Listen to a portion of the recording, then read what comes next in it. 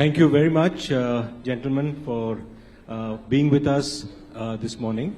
And it's going to be a very, very important discussion because we have today a banking environment which has changed completely, irrevocably.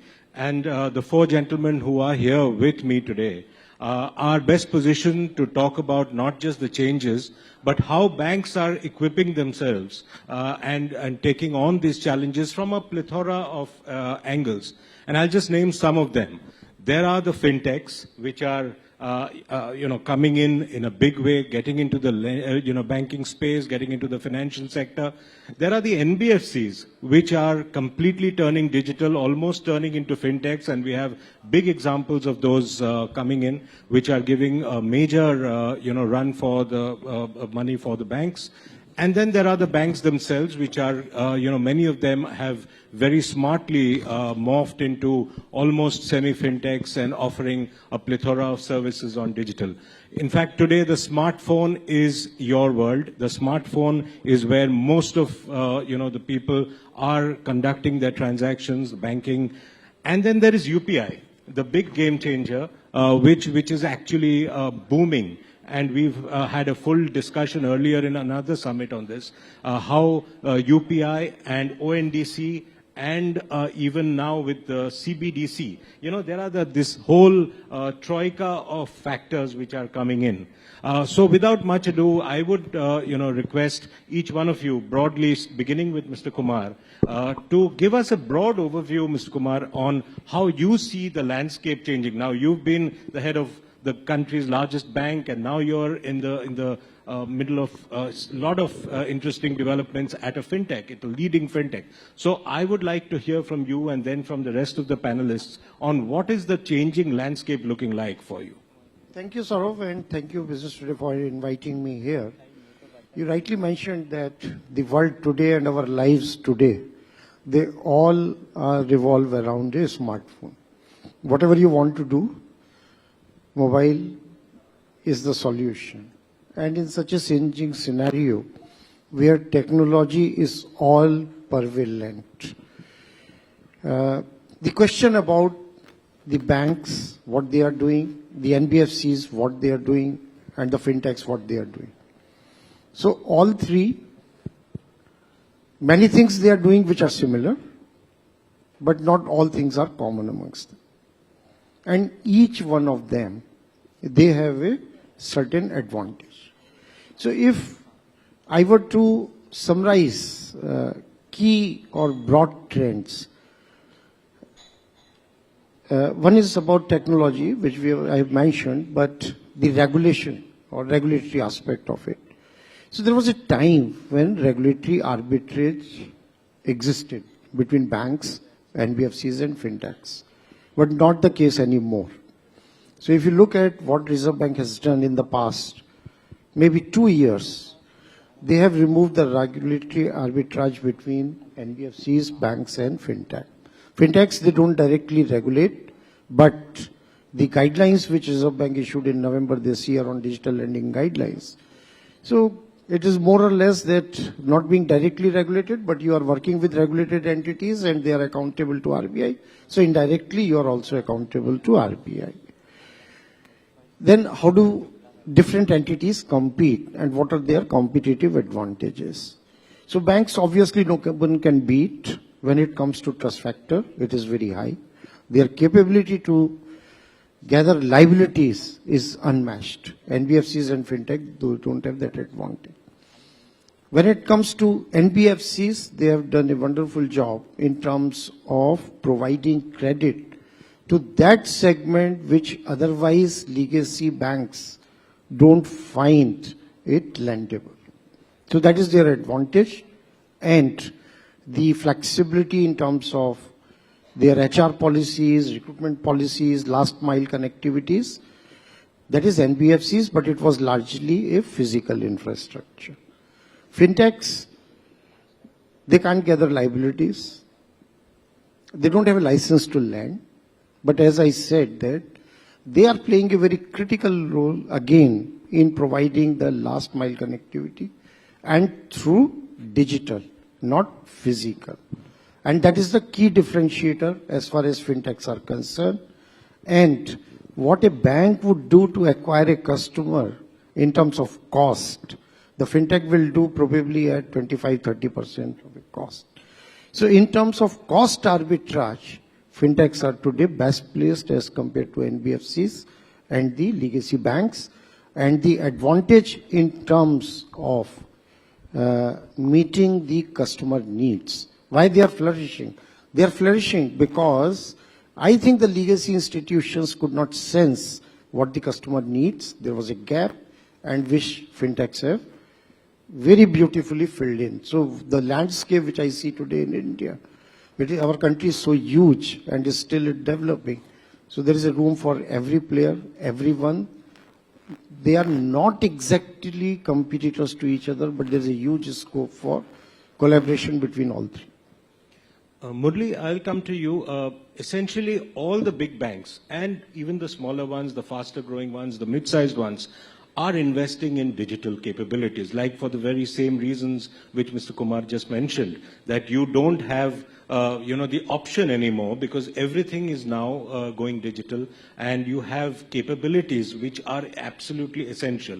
How do you view this change, and do you think the mid-size and the smaller banks are equipped, are investing enough to take on these challenges?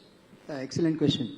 Let me start by saying that I think the changes which you're witnessing today is actually the need of the hour, because if you look at the increasing demography, we are actually talking about customers who are in the age group of, let's say, 25 to 40, who are pretty much used to doing everything in digital way. So today, whether one likes it or not, I think what the customers would want is everything to be done at their convenience. Therefore, I see technology change and all this, the paradigm shift which is happening in banking space or in the financial services space, is I think it's a right paradigm shift which is happening, because that's the one which is going to help serve the customers. When it comes to these changes, how a bank like ours, for example, view it, we are probably considered to be the biggest amongst the small banks, let me put it that way, because our asset size is still about 1,40,000 crores plus. When we look at it, we actually look at it as a boon, because this best way to sort of bridge the gap between a small bank and a big bank, because today technology is available to all of us, tools are available to all of us, the fintechs and the NBFCs and small banks which are working with large banks, that opportunity is available for all of us. So we are actually seeing it as an opportunity, because with technology we can actually bridge the gap between a small and a large bank today. Actually, this we are seeing it very much in the market space today, because when we go and bid for a large, for example, facility with a large corporate today, you find you are competing with the best in the industry today. Alongside, you are competing with SBIs or HDFCs of the world, primarily because you have technology today to bridge the gap. So I see this as a great opportunity to shift bridge the gap between the two. This is one point. Second thing which I would want to say is, today the biggest advantage for a brick and mortar office or for a large bank is the scale. And the scale comes from the distribution channel, which is basically spread across the country for a large bank, which probably may not be there for a small bank. But today with digital coming in, it's not a constraint anymore. Today, sitting in Kerala or sitting in Chennai, I can pretty much access any customer anywhere in the country. And if I can offer convenience and product suite which is comparable to the best in the industry, I don't necessarily have to have a brick and mortar. Today, thanks to technology, whether it's collections, whether it is analytics, whether it is underwriting, whether it is sourcing, whether it is marketing, everything is today available digitally. And if you are clued onto it, you can pretty much leverage any of these capabilities. So you don't have to necessarily do it yourself.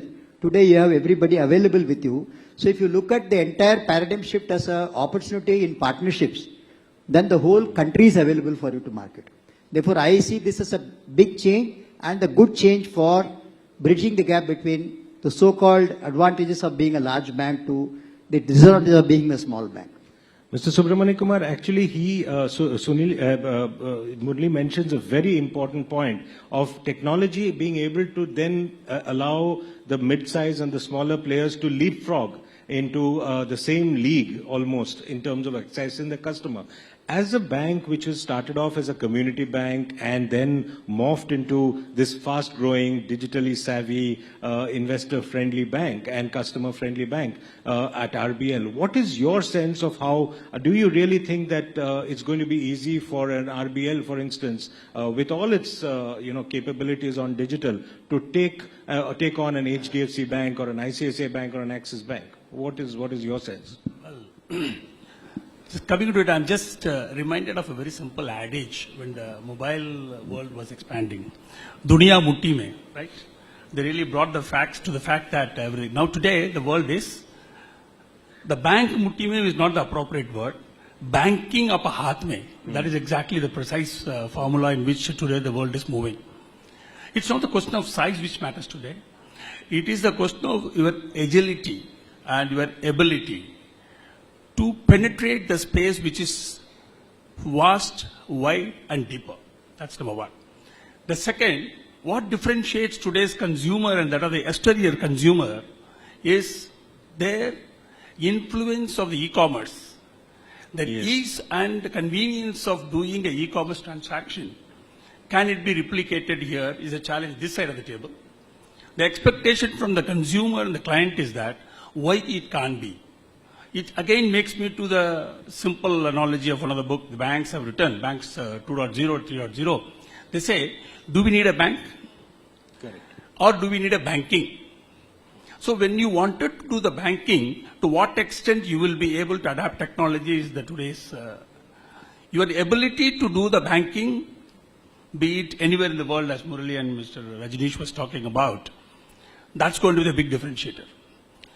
Second, you have to necessarily look at the today's demographic divide of the country. Forget about 9 years or 10 years. You talk about the Gen Z they call. The one who are definitely fueling today's disruptive technology for adoption wherever it is. This Gen Z, which is around 27% of the country, and you have a Gen X, which is again around 20 plus. Then you always have the people who just fit into the Gen X, the earlier who are just less than 54, the baby boomers of our age. All of them, there's a common thread which moves around is that if I can do a thing easier, convenient, most important fact today is that, do I have a cashback and rewards? What is there in for me to do this transaction? Why the payment space is extremely penetrated with all this disruptive technology is that you have ease, convenience, and you are having a cashback, and you are having a rewards. These are three facts which has penetrated into the payment. Whether it has been extended to the other part of it, the statistics prove that it isn't. Because the most important thread which is missing in that fintech and the banking world is a trust factor. Today, the trust factor comes from the two facts.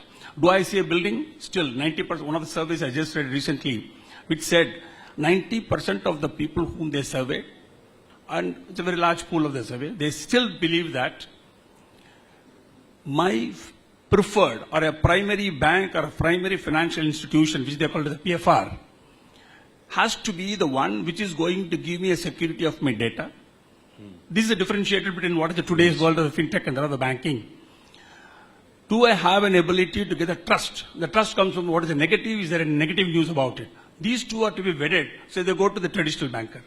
So the today's world, the banks of like, we wanted to make the best of both worlds. How do we do that? You have to go to the model of a partnership. The question of me imitating and duplicating what is the efforts already done and then gone into it is not the right way of doing it.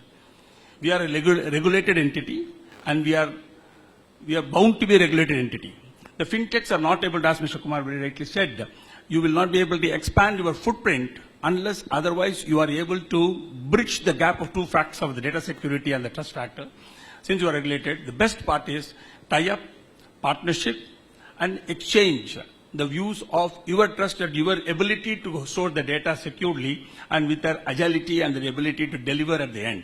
If you are able to meet the consumer expectations and consumer service to the proper customer journey, the tie-up will be able to be successful. That is something which we are wedded to and which we are working on. So bank mutti mein is a very dangerous thing. Banking mutti mein is what you're suggesting, clearly. Yeah, that's what I'm saying. So, Sunil, at IBA, for instance, what are you telling your members? How are they across the board? Because you have a very wide membership. Across the board, how are you witnessing that the trends in terms of their digital journeys? Because each one's journey will be different in terms of scale and size. Yes, it's a very pertinent question. As a banking body, we deliberate on these issues. And the payment space is already digitalized and we are all pretty well aware of it. The next era is for digitization of the lending products and lending solutions. And I think every bank is now working on it, starting from the personal loans and unsecured loans, and then going forward. The solutions for mortgage loans may also work out, because there is an ecosystem where this documentation can be done online and end-to-end journey of a lending product can happen online. So that opportunities are available.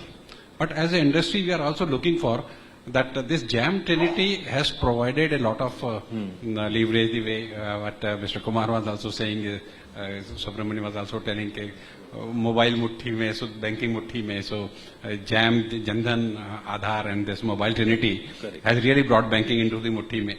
So that is there. But this has now developing certain concerns also.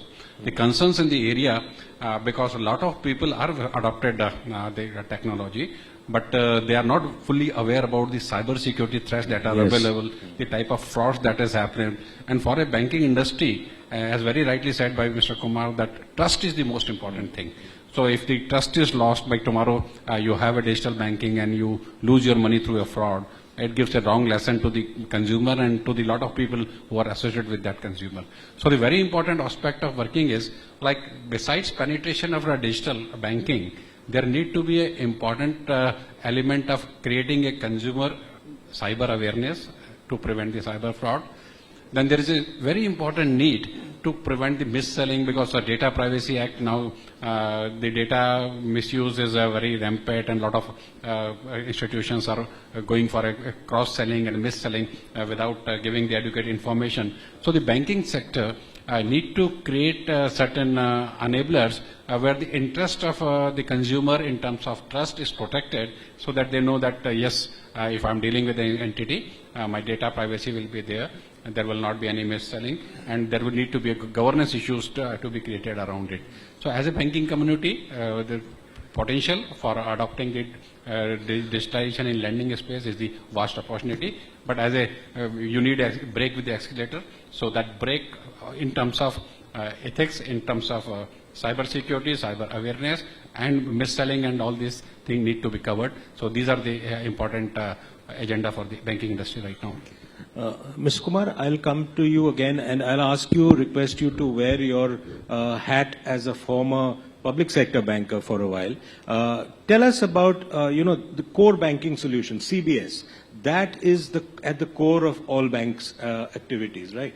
Now, when, Mr. Subramaniakumar talked about e-commerce, we're talking about UPI, but the whole gamut of activities which are now digital for a bank must be putting enormous pressure on the CBS of banks. Now, how do you think banks are adapting to that, and what are the changes?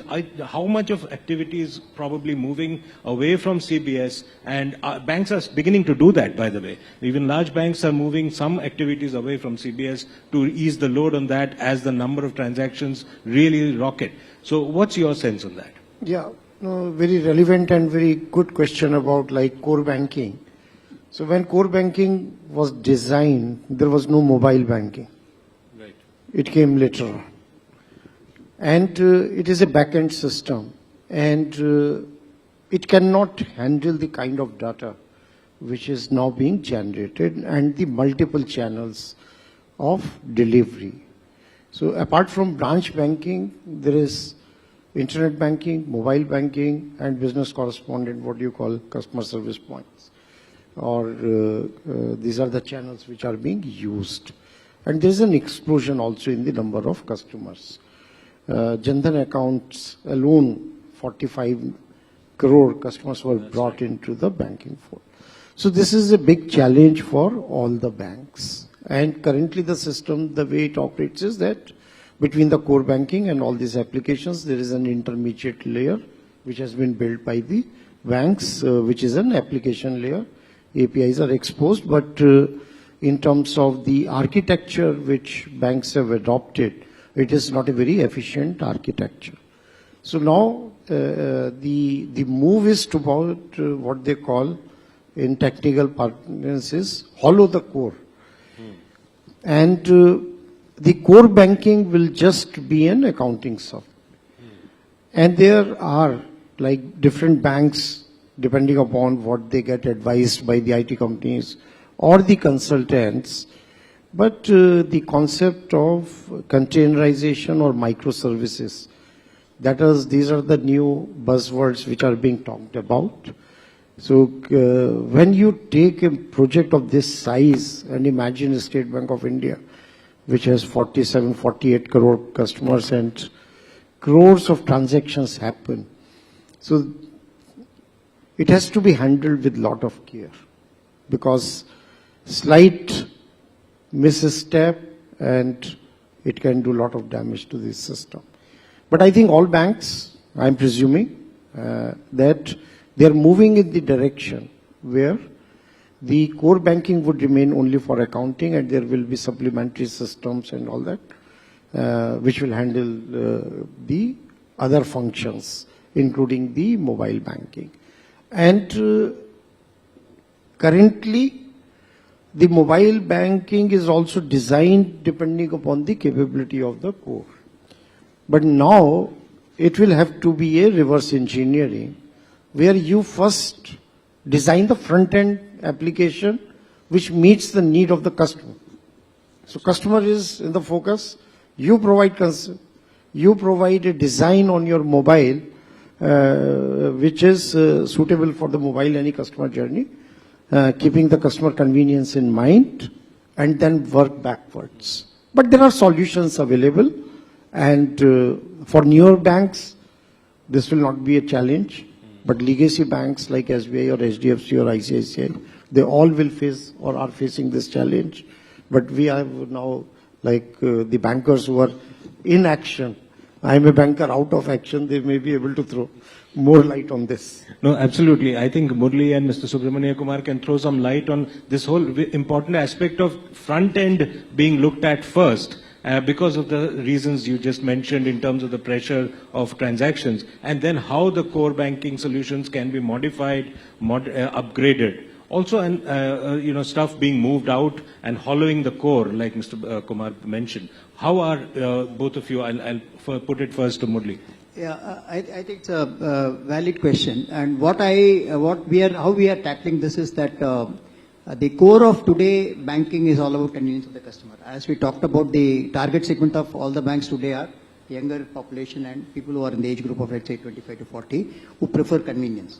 Therefore, today, with the way you are now partnering with your various people in the ecosystem, the front end which is actually provided for acquiring the customers, that has to come with ease and come with user-friendly system, so that you are providing the best available convenience to the customer, and customer can seamlessly get through into your system.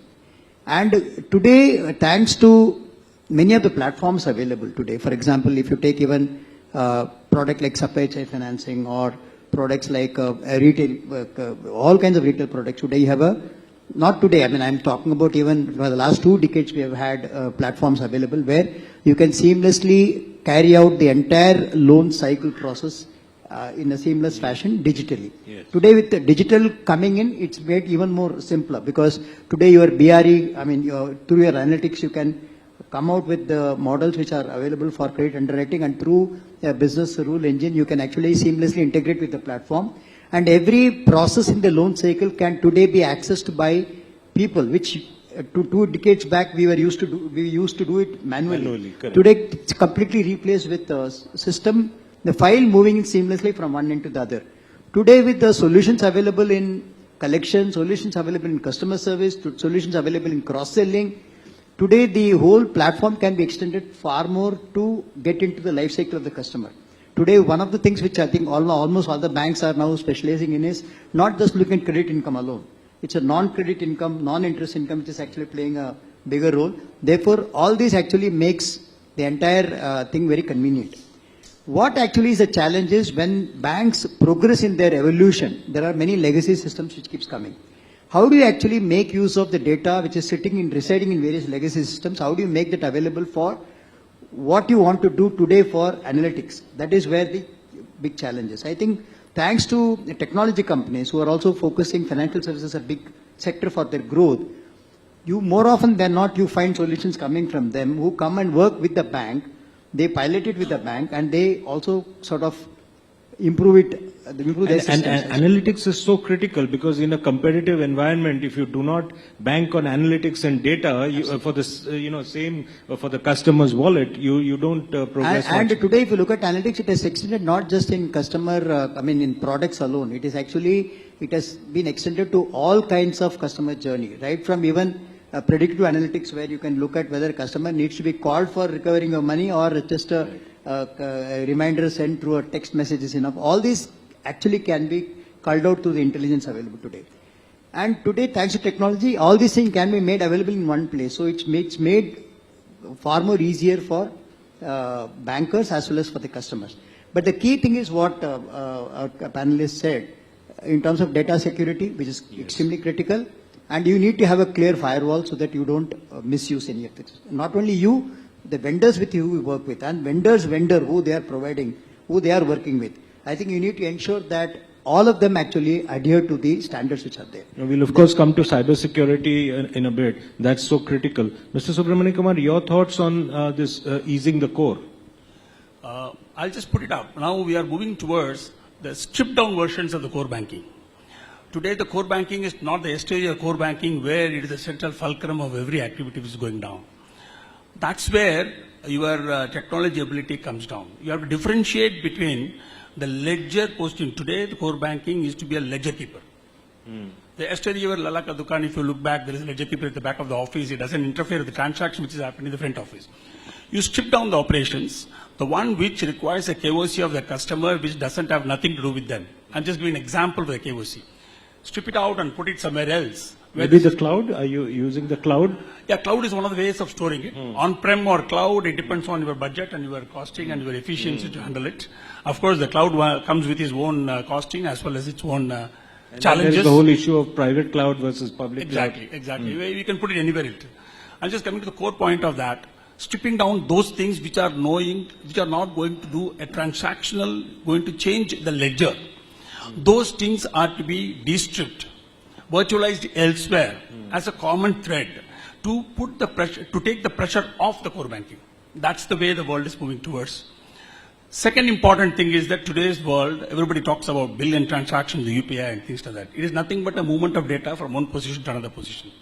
How the data is going to hit my core is the decision for keeping it within the core for payment solution or outside the core for payment solution. Everybody is moving towards the payment is the biggest challenge today. Should I spend high cost for doing a transaction or a relatively lower cost for doing the transaction? I take the payment gateway outside. I just put a payment bridge outside, which is going to handle a pass-through transaction differently and the transaction changing the ledger differently. It is going to bring the pressure down. So this is exactly.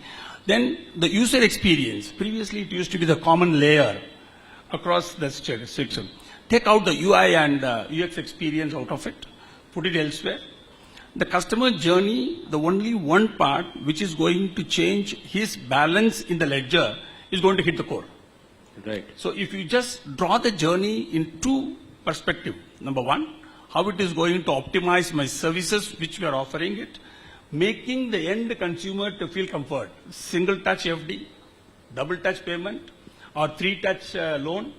So that every touch will take you to the different segment of the layers without impacting the core banking. So the one layer of the entire consumer journey hits the core banking. The exterior core banking, exterior capacity will be able to sustain for a longer period without cutting your budget. That's the way I look at it in my point. That's probably the way the banks are going to go. At IBA, Sunil, do you see this whole modernizing of core and sort of relieving the pressure taking place among your members? No, actually banking industry, right now the core is the inner strength, but most of the core is being now utilized by the APIs. The APIs are basically plug and play model on the core. So the load on the entire data that rests outside the core, it doesn't rest on the core. That's why the core is able to take load and take so much diversification. With the advancement in technology and working with the banking and also looking after the adoption of the clouds for the storage and that of the data, I think that will facilitate the system and providing more APIs to be working on the core and enhancing the capacities of the core. So this is not going to be a challenge right now because that can be built upon because the technical solutions are already available for it. Mr. Kumar, now I would request you to wear your fintech hat. You have you were associated with one of the most big spread fintechs when you created at SBI the YONO app, the super app in that sense. Tell us a little bit about your journey creating the YONO app and how you sort of are using those learnings in your current avatar. Yeah, so YONO was, of course, like from State Bank of India, building YONO, it was a very exciting experience. And the first decision was that normally the practice in the banking is that पीछे देखो, आगे बढ़ो. In pure Hindi. That is how the system operates. So first break when we decided to go for YONO was that पीछे नहीं देखो. It will be fresh. Fresh design skills, fresh this thing. Of course, the purpose was that bank wanted to attract younger generation to its. So it was like the image of State Bank was that it's not tech savvy, despite having all the technologies, but that was a perception. Right or wrong, I'm not going to that debate, but that was the perception about the State Bank, and millennials don't do banking with the State Bank. So that was the problem statement. And how it started was that we wanted to first build an online marketplace, which will attract the younger generation. But during the course of discussions, and then it was decided that we will rewrite the whole customer journeys, end-to-end digitization across channels. That was a massive project which was conceived. Initially, there were some reservations also that whether we are biting more than what we can chew, but ultimately bank decided that that's the only way forward, that we bring into fresh design thinking and which is totally customer oriented and which has no connection with the past. Was it conceptualized as a sort of a financial superstore, super app kind of? Yes. So as I said, that it started with online marketplace, but then decided to bring the mainstream banking into it, and as well as cross-sell products from SBI stable, insurance, travel, card. So if you look at today, it is the real financial superstore, one of its kind, where not only all the banking journeys, but all the insurance needs, mutual fund, investments, credit card, everything is at one place. And then the added attraction of online marketplace, which is the biggest hook. When the data was analyzed, most of the customers, they were spending a lot of time on the online marketplace, which has been integrated. And the design principles were also that end-to-end customer journey. And starting from, like, I'll just give you one example, and then I know that you're kidding. So the idea was that if it is, say, home loan, so it is not necessarily a home loan. Home loan everybody offers. Where do you get the competitive advantage? So it was that bank has multiple thousands of properties which are approved by the bank. So a customer would start his search from there, identify the property.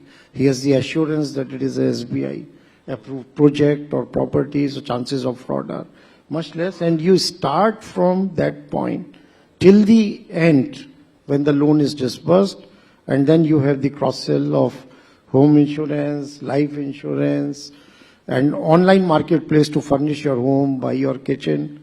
So that is what the concept around YONO was built. End-to-end customer journeys, fully digitized, and the experience, whether it is on internet banking or mobile banking or at the branch, identical And just to give you an example, that savings bank, it used to take 45 minutes to set up a savings bank account. Now it takes 6 to 7 minutes. Gold loan, 1 hour, now 10 minutes. Cash, we did the innovation where we said that we don't need a card. Cashless transactions on ATM. So you know the biggest difference between the approach which bank adopted in YONO and from the past was that first time we put the customer convenience and what he needs at the design, at the core of the design. Everything was from customer's point of view. It is not that this is the product I am offering, take it or leave it. No. This was that what will make your life convenient. So that was the underlying principle.